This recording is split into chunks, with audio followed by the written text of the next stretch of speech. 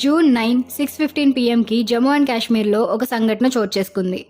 శివకోరి temple నుండి కత్రాకి వెళ్తున్న bus పైన టెర్రరిస్ట్ కాల్పులు జరిగాయి. పోనీ ఏరియాలోని ఈ విలేజ్లో కాల్పులు జరిగాయి. బస్ అదుపు తప్పి లోయలో పడిపోవడం వల్ల 9 మెంబర్స్ చనిపోయారు. అలానే 33 మెంబర్స్కి గాయాలయ్యాయి. అక్కడి లోకల్ పీపుల్ వెంటనే పోలీస్కి ఇన్ఫార్మ్ చేసి వాళ్ళని రెస్క్యూ చేయడంలో హెల్ప్ చేశారు.